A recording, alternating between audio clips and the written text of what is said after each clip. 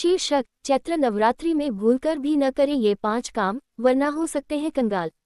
भूमिका। चैत्र नवरात्रि का हिंदू धर्म में विशेष महत्व है। ये नव संवत्सर की शुरुआत का पर्व है और देवी दुर्गा की आराधना के लिए सर्वोत्तम समय माना जाता है।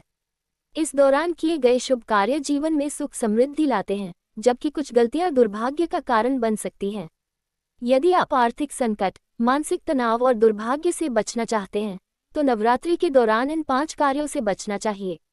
1. मांसाहार और नशे का सेवन। नवरात्रि में सात्विक जीवन शैली अपनाना अत्यंत आवश्यक होता है। ये समय शुद्ध आहार और पवित्रता का होता है। मांस, मदिरा, लहसुन, प्याज और नशे का सेवन वर्जित माना जाता है। ऐसा करने से देवी मां की कृपा नहीं मिलती और घर में नकारात्मकता का संचार होता है। यह आपकी आर्थिक स्थिति को भी प्रभावित कर सकता है, क्योंकि अशुद्ध आचरण से देवी लक्ष्मी नाराज हो सकती हैं।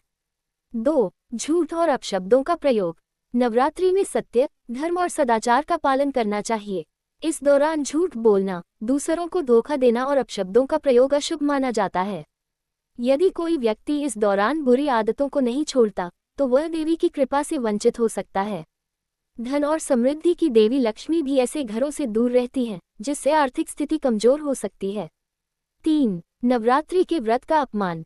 कई लोग नवरात्रि के व्रत को लेकर लापरवाह हो जाते हैं। वे आधे अधूरे मन से व्रत रखते हैं या फिर अनुचित आहार का सेवन कर लेते हैं। नवरात्रि का व्रत केवल खान पान की शुद्धि तक सीमित नहीं होता, बल्कि मन, वचन और कर्म से भी शुद्ध रहना आवश्यक होता है। यदि कोई व्यक्ति व्रत का अनादर करता है, तो उसकी मेहनत निष्फल हो सकती है और वह आर्थिक समस्याओं से घिर सकता है।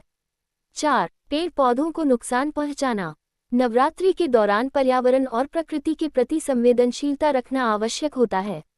इस समय किसी भी पेड़ पौधे को काटना, उन्हें नुकसान पहुंचाना या जल का अपव्यय करना अशुभ माना जाता है। ऐसा करने से देवी मां नाराज हो सकती है और परिवार पर आर्थिक संकट आ सकता है। प्रकृति के साथ संतुलन बनाए रखना देवी की कृपा पाने का एक महत्वपूर्ण तरीका है। 5. बुजुर्गों और जरूरतमंदों का अपमान।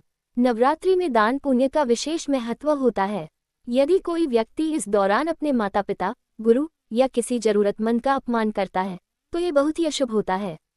देवी मां की कृपा उन्हीं पर होती है जो दूसरों का सम्मान करते हैं और जरूरतमंदों की सहायता करते हैं। जो लोग दूसरों के प्रति क्रूरता दिखाते हैं, वे आर्थिक रूप से कमजोर हो सकते हैं और जीवन में कठिनाइयों का सामना कर सकते हैं। निष्कर्ष। चैत्र नवरात्रि के दौरान इन 5 गलतियों से बचना बेहद जरूरी है। ये समय आध्यात्मिक और मानसिक शुद्धि का होता है, जिसमें किए गए शुभ कार्य जीवन में सुख समृद्धि लाते हैं। यदि आप देवी मां की कृपा प्राप्त करना चाहते हैं और आर्थिक संपन्नता चाहते हैं, तो इन गलतियों से बचें और नवरात्रि को पूरी श्रद्धा और विश्वास के साथ मनाएं।